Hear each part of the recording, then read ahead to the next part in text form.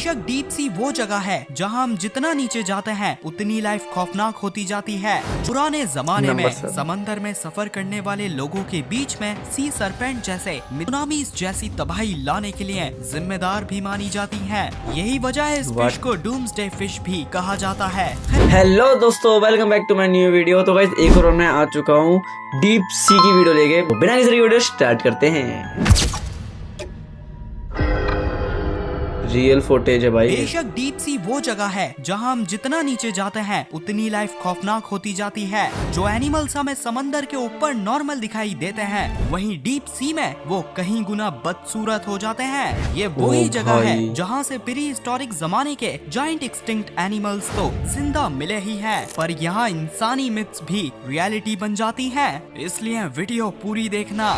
Number 7, और fish. पुराने जमाने में समंदर में सफर करने वाले लोगों के बीच में सी सरपेंट जैसे मिथिकल क्रीचर्स की कहानियां। ये डरावना नहीं लग रहा? कुछ ज्यादा ही भाई खतरनाक सा लग रहा है। बहुत अजीब सा लग रहा है यार अंदर से। थी, पर असल में ये सिर्फ कहानियां नहीं थी, क्योंकि सी सरपेंट्स का ख्याल डीप सी की जाइंट और फिश से आया था। जी हाँ, इनका साइज तो सिटी बस के जितना होता ही है, यानी तकरीबन प्री हिस्टोरिक। भाई एक बस के जितनी मछली, भाई साहब क्या सामने से देखूंगा तो भाई मैं खुद डर जाऊंगा के जितना। लेकिन एक्सपर्ट्स का मानना है डीप सी की गहराइयों में और भी कई गुना बड़ी और फिश हो सकती है। वेल आमतौर में और फिश डीप सी के ट्वाइलाइट जोन में पाई जाती हैं और जापानीज कल्चर में सुनामीज जैसी तबाही लाने के लिए जिम्मेदार भी मानी जाती हैं। यही वजह है इस फिश को डूम्सडे फिश भी कहा जाता है। खैर, जब ये बीमारियां मर रही होती हैं तो कभी कभार सरफेस में आ जाती हैं, इसलिए नेचुरल डिजास्टर्स से इनका कोई ताल्लुक नहीं है। Number 6, goblin shark. आपने एक्सटिंक्ट हुई हेलिकॉप्टरियन शार्क का सुना होगा। इनके जॉस चेंसो की तरह थे। और तो और इडेस्टस, इनके बारे में भी मैं आपको बता चुका हूँ। इस शार्क के जॉस ऐसे ही थे कि जैसे ग्रेट व्हाइट शार्क के आगे किसी ने सिजर लगा दी हो। खैर, ये दोनों शार्क्स अराउंड 300 मिलियन ईयर्स पहले पाई जाती थी। वेल आप लोग सोच रहे होंगे शार्क का मुंह कैसा है इसका? छी, मतलब नॉर्मल शार्क होती है तो उसका मुंह यूं में रहता है, बट इन शार्कों का मुंह तो भाई जीभ ही देख लो तुम। जीभ देखो, इसकी जीभ देखो कितनी यूं में है, यूं में जा रही है इसकी जीभ, यूं में करके उसका मुंह सीधा। भाई ऐसी प्री हिस्टोरिक शार्क्स जिंदा होती होंगी?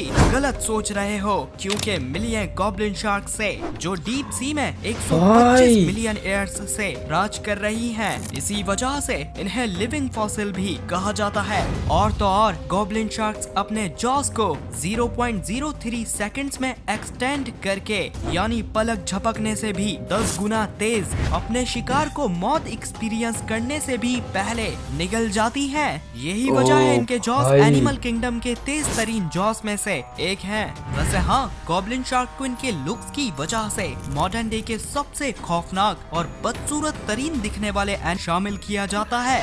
Number 5, giant isopod. आप अपने घर में कॉकरोच वगैरह को देखकर डर तो जरूर जाते होंगे, लेकिन शायद आपको पता नहीं है डीप सी में आपकी सोच से बड़े बड़े कॉकरोच जैसे आर्थ्रोपॉड्स घूम रहे हैं। जी हाँ, मिलिए जाइंट आइसोपॉड से। ये एनिमल्स जमीन में नाखून के बराबर होते हैं, वहीं डीप सी में इनका साइज 50 गुना और वेट 40,000 गुना ज्यादा होके एक बिल्ली के जितना हो जाता है। इसलिए जाइंट आइसोपॉड्स डीप सी जाइकेंटिज्म की बेहतरीन मिसाल हैं। वेल मैं आपको बता दूं, आइसोपॉड्स मिलियन ऑफ ईयर्स पहले कार्बोनिफेरस पीरियड में अपीयर हुए थे, जब अर्थ में मॉडर्न दौर के हिसाब से कहीं गुना ज्यादा ऑक्सीजन था। इसी वजह से उस दौर में इस दुनिया के सबसे बड़े आर्थ्रोपॉड्स इवॉल्व हुए थे। इंट्रोडक्शन के लिए जमीन में कार के जितने मिलीपीड्स थे, तो हवा में दुनिया के कार के जितने, भाई सोच भी नहीं सकता। जाइंट ड्रैगन फ्लाइज घूम रही थी। ओशन में तो इंसान की हाइट से भी बड़े बड़े शिकारी स्कॉर्पियंस थे। खैर, बाद में ज्यादातर क्लाइमेट चेंज की वजह से वक्त के साथ एक्सटिंक्ट हो गए, पर डीप सी में जाइंट आइसोपॉड जैसे आज भी कुछ बचे हुए हैं, जिन्होंने करोड़ों साल पुरानी कार्बोनिफेरस पीरियड के जाइंट आर्थ्रोपॉड्स की लेगेसी को जिंदा रखा हुआ है। Number 4, deep sea fishes. Fishes का नाम दिमाग में खूबसूरती आती है। आमतौर में फिशेस अलग अलग कलर या पैटर्न अपने मेट को अट्रैक्ट करने के लिए इवॉल्व करती हैं। लेकिन सोचो डीप सी जहाँ लाइट ही नहीं पहुँचती तो वहाँ खूबसूरती मैटर ही नहीं करती होगी। बिल्कुल भाई, नहीं डीप सी में करती। हमारे लिए ऐसी बदसूरत फिशेस हैं जिन्हें इमेजिन करना भी मुश्किल है। हैग फिश को ही देख लीजिए, इस फिश ने जॉस ना होने के बावजूद माउथ इवॉल्व किया हुआ है। जो भी एनिमल समंदर की रोशनी में छी। मर जाता है तो डीप सी में उसकी लाश हैग फिश का खाना बनती है। और तो और एंगलर फिश, इन्होंने तो पूरा का पूरा बल्ब इवॉल्व किया हुआ है शिकार को अट्रैक्ट करने के। भाई ये वाली सबसे गंदी है मेरे मतलब वीडियो में जो भी इसने दिखाई, ये सबसे गंदी लगी मेरे को इसमें। जो फिश मुझे सबसे अजीब लगती है वो ब्लैक ड्रैगन फिश है। ये देखने में तो खौफनाक होती ही है, लेकिन जहाँ फीमेल का साइज 24 इंच होता है वहीं मेल सिर्फ 1 इंच के होते हैं। पूरी जिंदगी में मेल ड्रैगन फिश का मकसद फीमेल ड्रैगन फिश के साथ रिप्रोड्यूस करके मर जाना होता है। वहीं फीमेल ड्रैगन फिश हंट करती हैं और सालों तक जिंदा रह के नस्ल आगे बढ़ाती हैं। बहरहाल दोस्तों, जो समंदर की सबसे ज्यादा गहराई में फिश पाई जाती है वो स्नेल फिश है। कंपैरिजन के लिए ये माउंट एवरेस्ट की हाइट जितनी गहराई में पाई जाती है। इसी वजह से इन्होंने 1600 हाथियों का वेट हैंडल किया होता है। पर हाँ, इन्हें इनकी परफेक्ट बॉडी की वजह से प्रेशर फील नहीं होता। Number 3, bobbit worms. अगर कोई डीप सी भाई, फिशेस को सही है। सबसे खतरनाक मौत देता है तो वो बॉबिड वर्म्स ही हैं, क्योंकि वो खींच ले शिकार इसको को अंदर। जॉस से अचानक से पकड़ के जिंदा दफनाते हुए खा जाते हैं। भाई ऐसी चीज अगर सामने आ जाए मेरे भाई, मैं तो भाग जाऊंगा वहां से। भाग जाऊंगा क्या भाई, मैं तैर ही नहीं पाता मैं तो। के बॉबिड वर्म लंबाई में 2 पार्क बेंचेस के बराबर पहुंच सकते हैं, पर इनकी 90% बॉडी जमीन में ही छुपी होती है, इसलिए ये देखने में काफी छोटे दिखाई देते हैं। सबसे कमाल लेगा। की चीज तो ये है कि जिस तरह मार्वल के वुल्वरीन और डेडपूल जैसे फिक्शनल सुपर हीरोज अपने आप को डैमेज करने के बाद रीजनरेट कर लेते हैं, तो इसी तरह से अगर मुश्किल से कोई एनिमल बॉबिड वर्म्स में अटैक भी कर दे तो ये अपने आप को रीजनरेट कर लेते हैं। नंबर 2, इसकी भाई स्क्विड्स। हमें फॉसिल एविडेंस उसकी से तरह खुल मालूम रही है, था कि चिमटे की तरह। डायनासोर्स के जमाने में समंदर में जाइंट स्क्विड पाए जाते थे जो हाँ काबिल भाई। थे इवन मूसासॉर्स के बच्चों को हंट करने के। अजीब बात ये थी कि मिलियन ईयर्स बाद भी नॉर्दर्न यूरोप की नॉर्स मिथोलॉजी में क्रैकन के नाम से एक जाइंट स्क्विड जैसा क्रीचर मशहूर था, इसलिए साइंटिस्ट को यकीन था कि जाइंट स्क्विड्स मॉडर्न दौर में भी डीप सी में जिंदा हैं। और ऐसा ही होता है जब जाइंट स्क्विड पहली दफा 2004 में कैमरे में कैप्चर कर लिए जाते हैं और यूं ये एनिमल What अफसानों is- से हकीकत बन जाता है। वाल ये साइज बात बताओ मेरे को, मतलब भाई सच में ऑक्टोपस जो होते हैं वो सच में भाई यार उसको क्या बोलते हैं, शिप को पकड़ के अंदर डाल लेते हैं। ये चीज दिमाग में आज तक आई है, बट लेकिन मैंने सोचा पूछ लूं आज आपके सामने।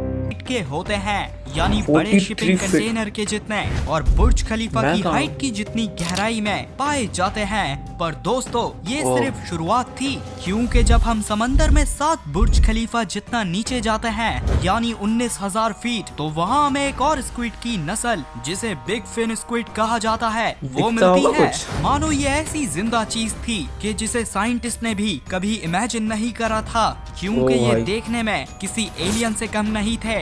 साथ में बिग फिन स्क्विड के बारे में हम ना होने के बराबर जब जानते हमें नहीं हैं, दिख रहा था, लेकिन ऐसे क्या ये भी दिखता नहीं होगा पता ये मछली क्या को। और कैसे खाते हैं। खैर सोच के तो ये डर लगता है कि अनएक्सप्लोर्ड ओशन में अभी भी कितनी बड़ी बड़ी और अजीब स्पीशीज घूम रही होंगी जिनसे हम बेखबर हैं।